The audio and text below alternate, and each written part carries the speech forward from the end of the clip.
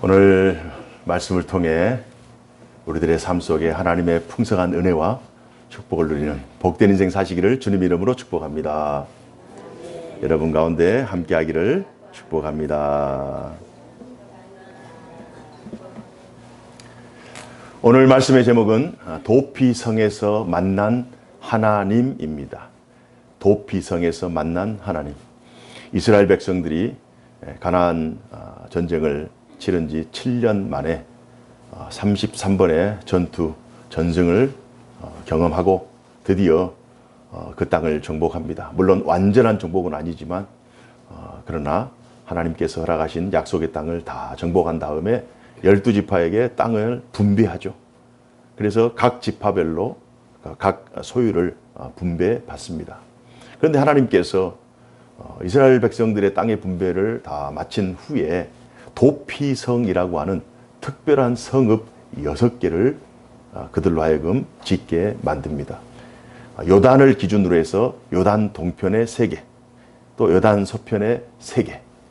그래서 총 6개를 짓습니다. 그것도 평지에 짓지 않고 모든 사람들이 다 볼 수 있는 높은 곳에 짓게 합니다. 왜 이런 도피성을 하나님께서 허락해 주셨느냐? 피해 보복이라고 하는 악순환의 문제를 해결하시고자 하나님께서 도피성을 허락해 주셨습니다. 우리가 인생을 살다 보면 별의별 일을 다 겪게 되죠. 자기가 잘한 일도 있고 또 잘못한 일도 있고. 그러나 그것이 자기의 의지 중에 또는 의도하여 어떤 일을 그릇 행할 수도 있지만 부지불식간에 자기는 전혀 그런 의도가 없음에도 불구하고 엉뚱한 일이 발생해서 불이익을 당하는 경우들이 있습니다. 자기가 잘못했든지 혹은 다른 사람이 잘못했든지 그 피해를 고스란히 당하는 경우들이 있습니다. 사람들은 억울하죠. 내가 의도해서 그 일을 행했다면 그 죄값을 내가 충분히 받을 수 있지만 그러나 의도치 않는 결과로 인해서 내가 죽게 생겼으니 과연 누구에게 그런 하소연을 할 것인가. 그래서 하나님께서 도피성을 예비하셔서 그런 억울한 자들, 그런 하소연을 하는 자들의 피난처로 세워주십니다. 제가 설교를 준비하면서 이런 그 부지 중에 살인한 그 살인 그 죄에 대해서 한번 조사를 해봤는데요.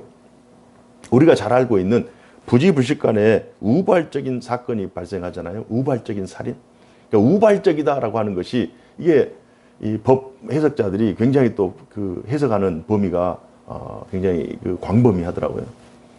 여러분 혹시 미필적 고의라고 하는 단어를 들어보셨을 겁니다. 미필적 고의. 그럼 어쩔 수 없이 이게 미필적 고의로 이제 살인을 하게 되었다. 그러나 이것은 미필적 고의는 죄의 형량이 있습니다. 왜냐하면 자기가 어떤 행위로 인해서 범죄 결과가 일어날 수 있음을 어느 정도는 알아요. 그러나 어느 정도 알지만 고의가 없다 할지라도 어느 정도 알고 있는 상태 속에서 그 일을 감행합니다. 그래서 그 결과가 엄청나게 나쁜 결과가 발생하는 경우죠.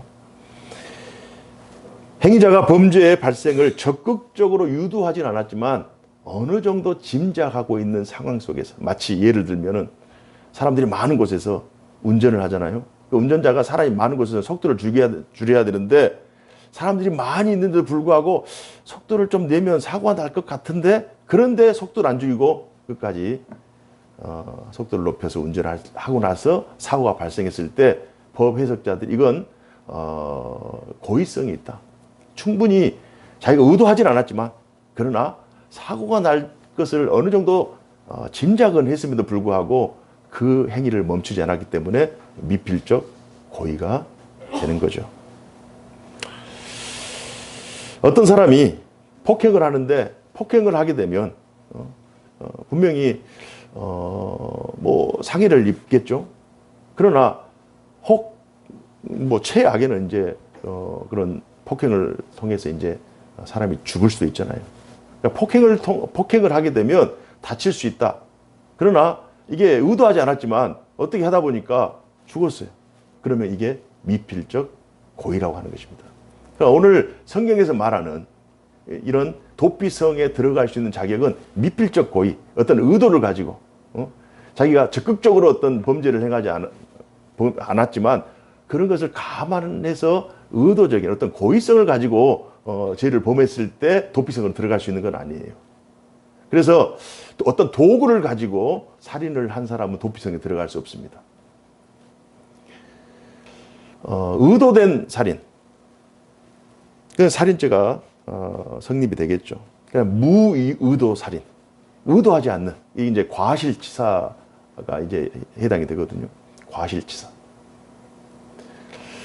어떻게 하다 보니 사람이 죽어요. 공사장에서 일하는 건설 노동자가 위쪽에 있는 물건을 나르다가 자기 실수로 물건이 떨어져서 지나가던 행인이 죽습니다. 이건 어떻게 할 수 없잖아요. 이거 의도된 것이 아니잖아요. 실수로 일어난 일이기 때문에 이건 살인죄 형량이 부여가 되지 않고 벌금이든지 어떤 금고 이 정도로 끝납니다. 교통사고도 마찬가지죠. 사람이 많은 곳에서, 미필적 고의라고 하는 사람이 많은 곳에서 일부러 속도를 줄이지 않고 가다가 사고 나는 것은 이건 어쩔 수 없이 속도를 죽여야 되잖아요, 사실. 사람이 많으니까. 그러나 사람이 없는 곳에서 전혀 정한 속도, 정속을 하면서 그러나 사고를 낸 거예요.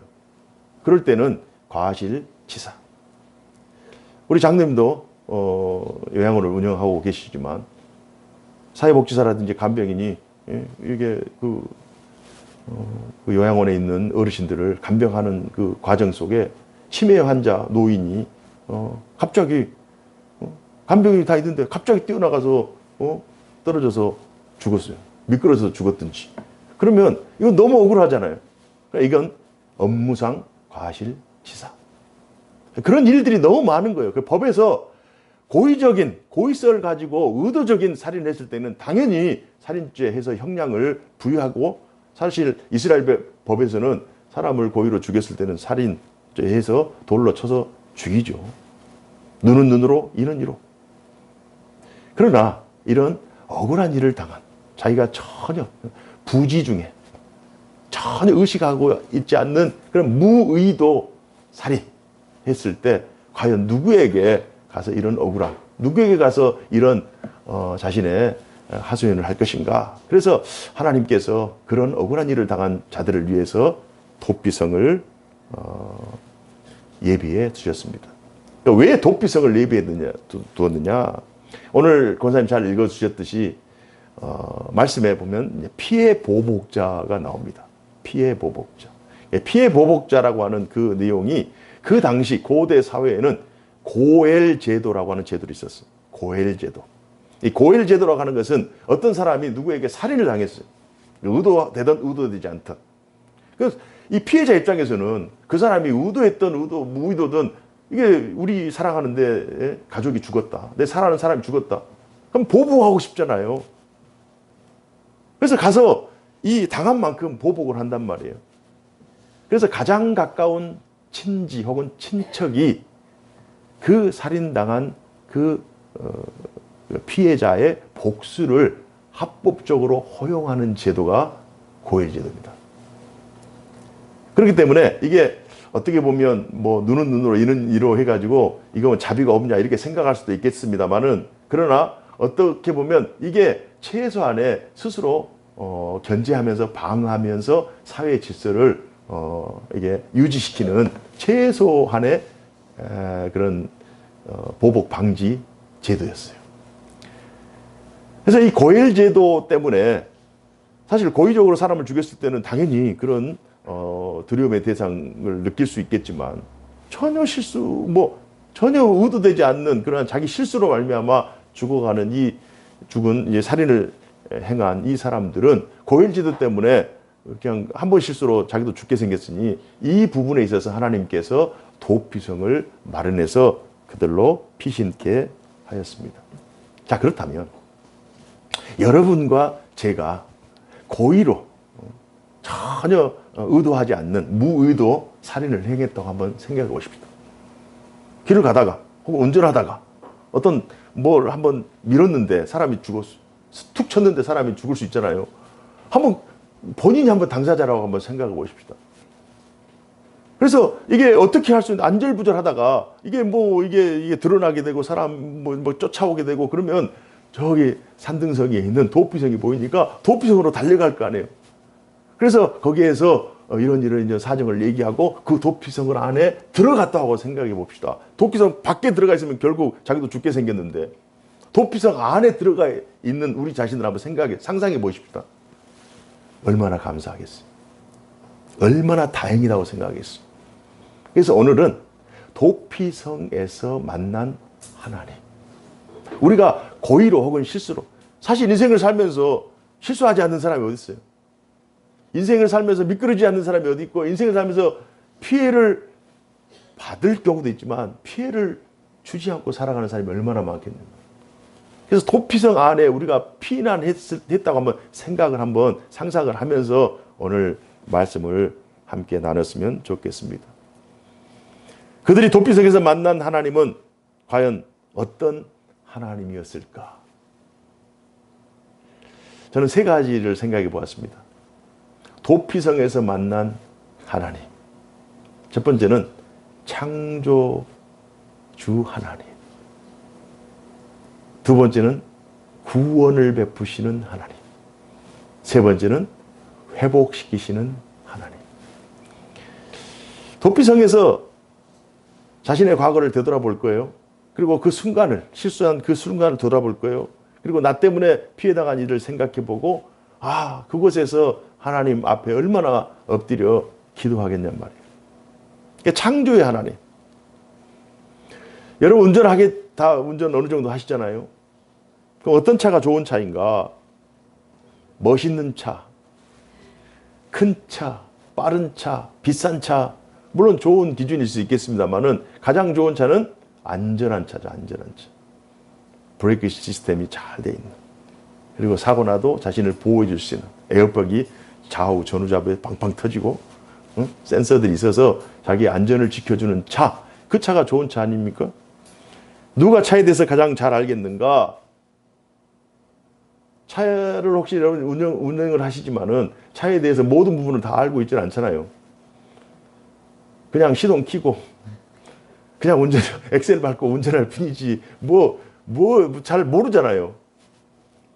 차에 대해서 가장 잘 알고 있는 사람은 차를 설계한 엔지니어죠. 차를 설계한.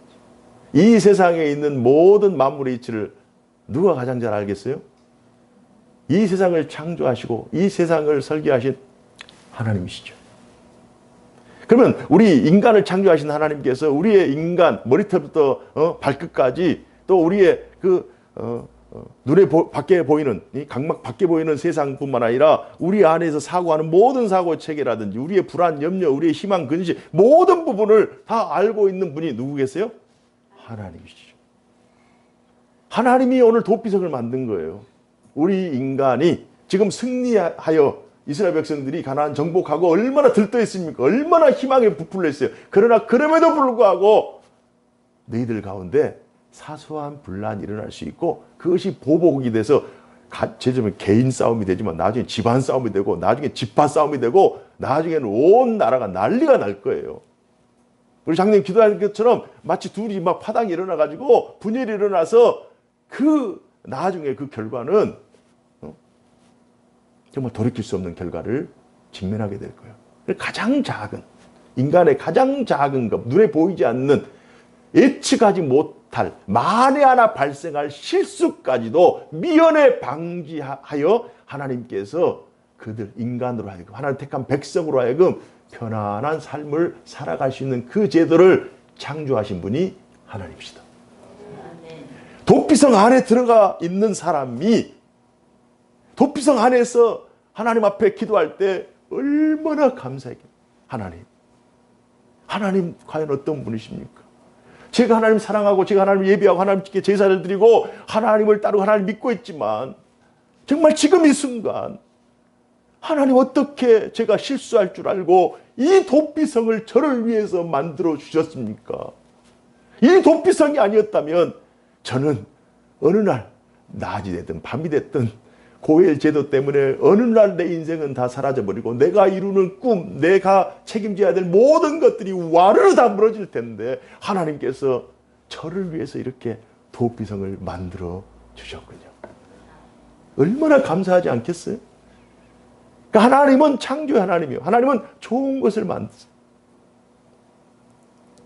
말씀을 준비하면서 묵상해 봤어요.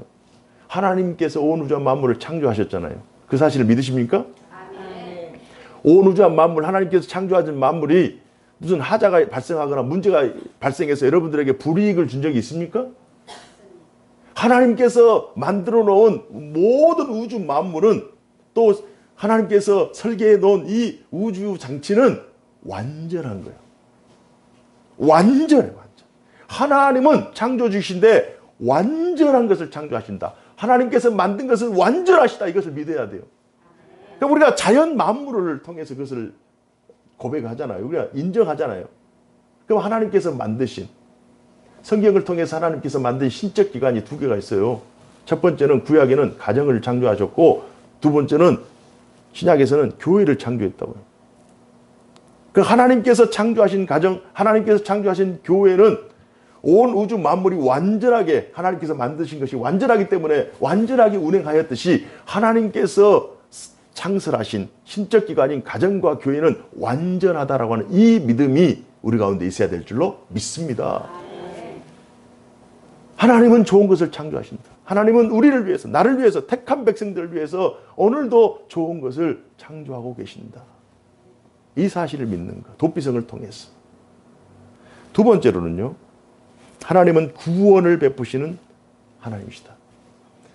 우리가 한번 도피성에 한번 들어갔다고 생각해 보세요. 하루에도 수만 가지 일이 발생하게 되고, 그 뉴스에 나오는 사람들이 의도적으로 그랬던, 의도하지 않았던, 뉴스에 나오고 싶어서 나왔겠어요? 사고를 당하고 싶어서 당했겠냐고요? 사고를 내고 싶어서 냈겠냐고요? 하다가 갑자기 한순간에, 순식간에 자신의 삶의 위기가 닥쳐올 수 있잖아요. 그 안에 서서 가만히 하나님께서 나를 위해서 이렇게 도피성을 만들어 주셨구나 하면서 감사하면서 돌아보면, 하나님께서 내가 죽을 수밖에 없었는데 내 생명을 구원해 주셨구나. 내 생명뿐만 아니라 이제 모든 자초지정을 다 이제 레위인들이 다 판결할 것이고, 그 해 대제사장이 죽으면 그는 자유의 몸이 되는 거예요. 하나님께서 나를 위해서, 나를 구원하신 구원의 방편으로 도피성을 준비하셨구나. 성경에 노아의 방주가 나오죠. 홍수 심판 때 과연 누가 구원받았는가? 이건 초등학교 학생들에게 질문해도 다 알 수 있는 거죠. 누가 구원받았어요? 좀 더 구체적으로. 노아와 노아의 가족 8식구가 구원받았죠. 그러면 노아와 노아의 가족이라고 해서 구원받았나요?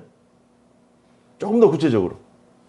왜 그들이 구원받았어요? 홍수 심판, 막 40일 동안 계속 비가 내려서 결국 다 침몰하게 됐는데, 그들이 노아의 가족이라고 해서 구원받은 것이 아니라 그들이 어디 안에 있었기 때문에 구원받은 거죠? 방주 안에 들어가 있었기 때문에 구원받은 거예요. 방주 안에 들어가 있었기 때문에. 도피성에 대해서 알아요. 그러나 도피성 안에 들어가 있어야 구원이 있는 거예요.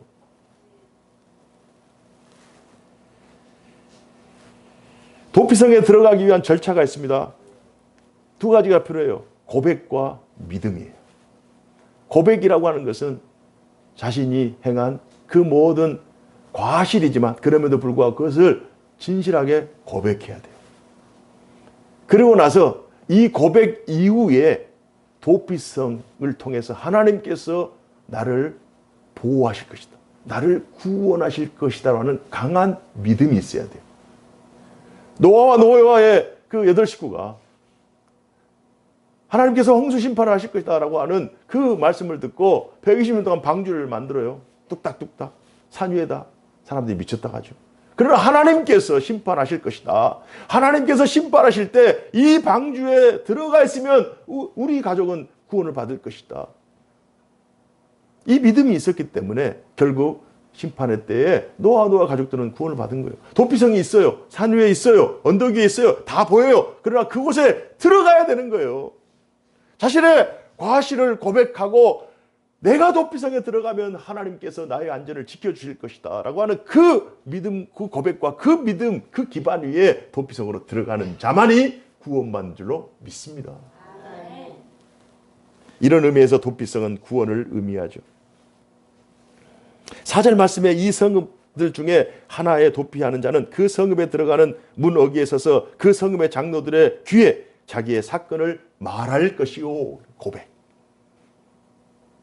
도피성에 들어간다. 그 도피성은 구원이라고 하는 거예요.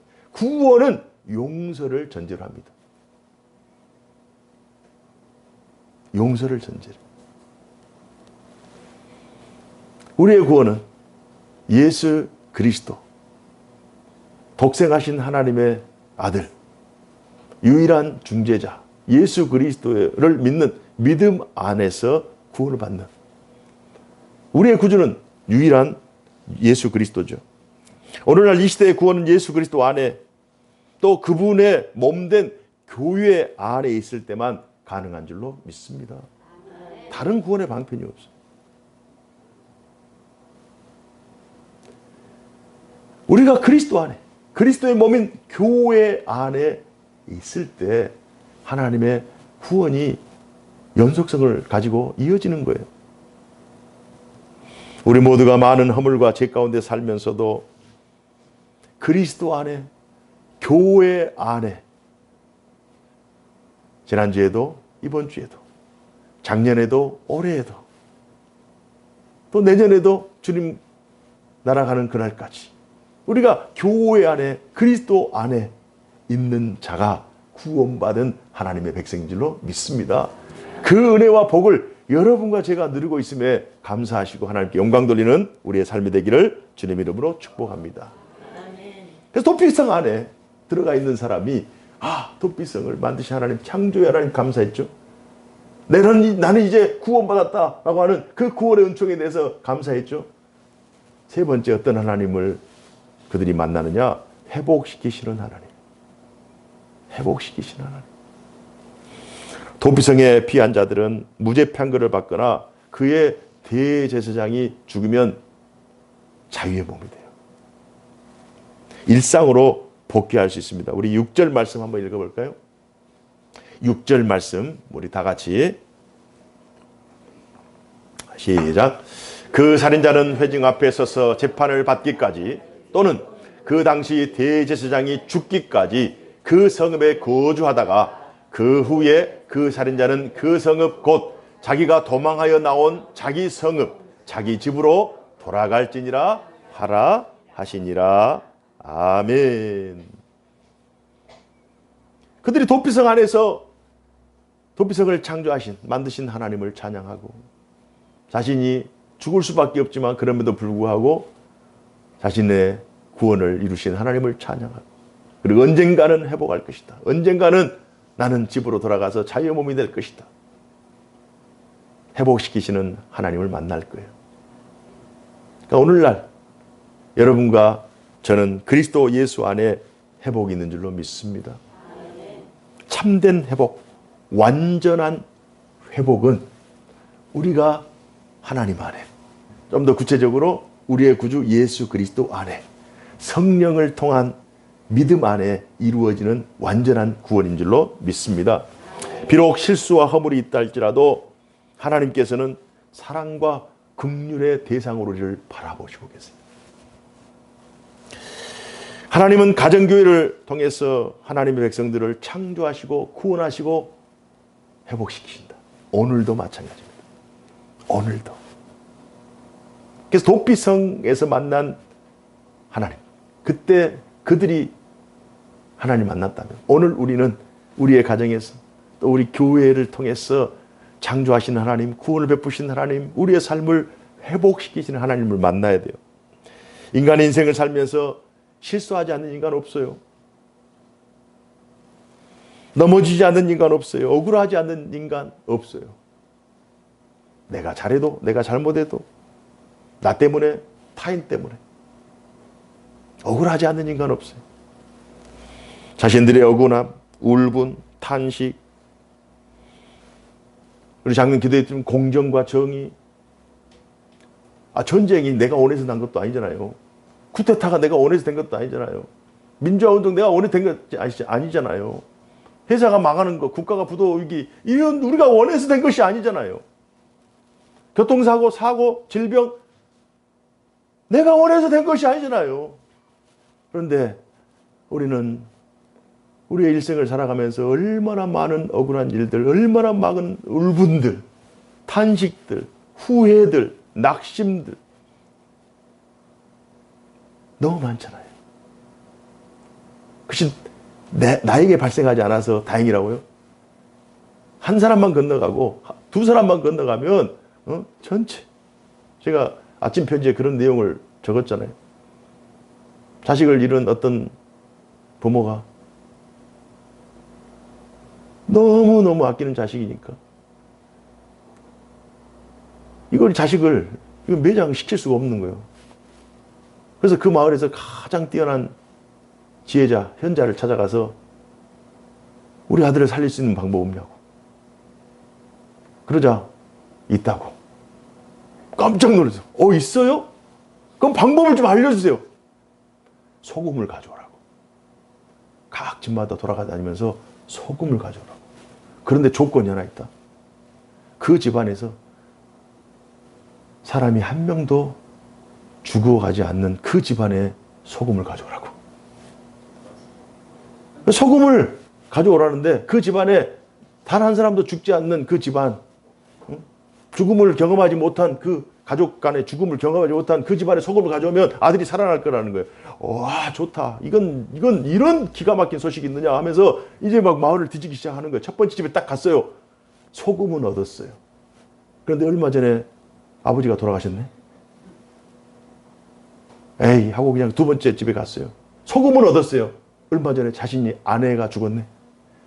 또 다른 집 갔어요. 소금을 얻었어요. 얼마 전에 자기 자식이 또 죽었네.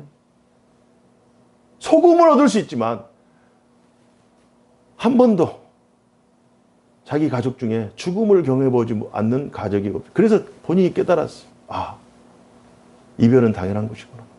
죽음은 한 번 왔다가 한 번 가는구나. 그러면 내가 언젠가 맞이할 이 죽음, 남은 인생 동안 정말 최선을 다해서 살아내야 되겠다. 견뎌내야 되겠다. 우리가 인생을 살면서 얼마나 많은 억울함을 당합니까? 내가 잘했음에도 못했고 고의적으로 실수했고 이러면 되겠지만은 내가 잘했음에도 억울하게 참 아픔을 당할 때가 많아요. 어디서 해결할 거예요? 어디서 혹시 해결할 수 있는 방법을 알고 계시다면 저에게 문자를 보내주십시오.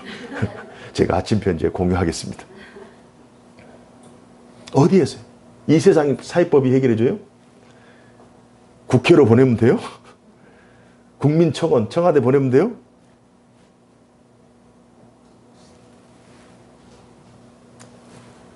도피성으로 달려가시기 바랍니다. 주님의 품에 안겨야 돼요. 주님의 품에 안겨야 돼요. 도피성으로 달려가야 돼요.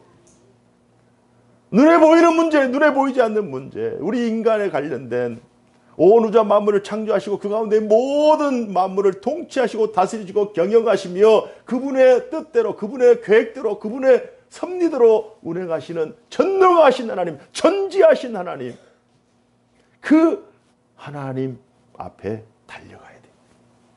그래야 해결점이 있는 줄로 믿습니다. 오늘날 도피성은요, 가정과 교회입니다. 가정과 교회가 도피성을 역할을 해야 돼요. 상처 입은 우리 가족들 또는 상처 입은 우리 형제들, 상처 입은 수많은 영혼들, 그들의 과오, 잘못에 대해 관용이 필요합니다. 관용이 열려있는 마음이 필요해요. 오지 않으면 어쩔 수 없어요. 오지 않으면 어쩔 수 없잖아요. 도피성이 열려있는데. 그러나 열어놔야 돼요. 우리는 도피성, 가정과 교회가 도피성이다. 우리는 열어놔. 열린 마음, 용서의 마음, 주님의 마음.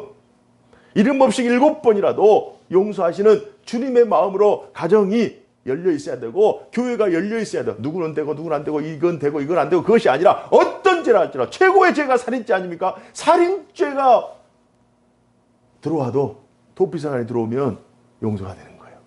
다시 리셋이 되는 거예요. 이 시대 가정, 이 시대 교회가 도피성 역할을 감당해야 돼요. 그렇다면 우리는 어떤 역할을 해야 되느냐? 수많은 억울한 자들, 수많은 하소연하는 자들, 그들을 하나님께로 도피성으로 안내하는 역할을 해야 돼요. 여기에 도피성이 있습니다. 여기에 가면 자유가 있습니다. 여기에 가면 구원을 얻을 수 있습니다. 당신의 생명이 살아날 수 있습니다. 다시 회복할 수 있습니다. 하나님께로 가십시오. 하나님이 도피성입니다. 교회로 오십시오. 교회가 여러분의 생명을 보존할 것입니다. 이런 외침, 이런 선포 역할을 우리들이 해야 될 이 시대의 사명인 줄로 믿습니다.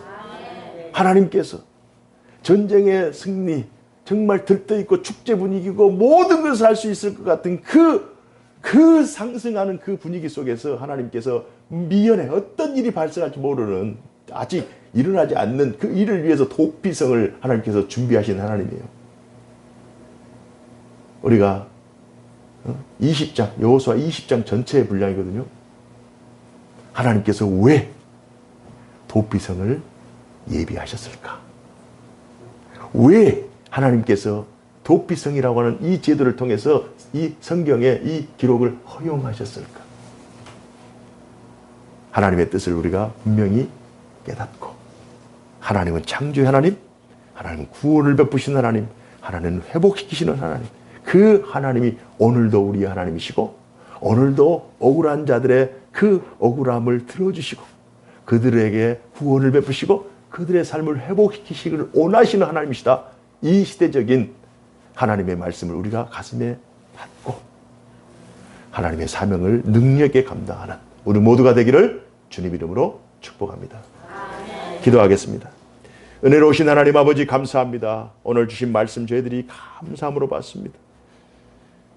여호수아 시대 수천 년 전에 일어났던 한시적인 그러한 장소 혹은 사건이 아니라 오늘 이 시대에도, 이 시대에 하나님께서 예비하신, 하나님께서 준비하신 구원의 방편인 가정과 교회, 얼마나 소중하고 얼마나 가치 있는가. 우리는 그것을 알고 우리는 그 놀라운 은혜와 축복을 누리고 있음에도 불구하고 아직도 여전히 갈 바를 알지 못하고 방황하는 수많은 영혼들이 있음을 주님 아십니다. 주님, 저들을 위하여 우리가 복음의 나팔수가 되게 하여 주옵소서. 저들을 위하여 도피성으로 저들을 인도하는 안내자들 되게 하여 주옵소서. 저들을 살릴 수 있다면, 저들을 회복할 수 있다면 기꺼이 수고도 감내하고 불편도 감내하는 저희들 되게 하여 주옵소서.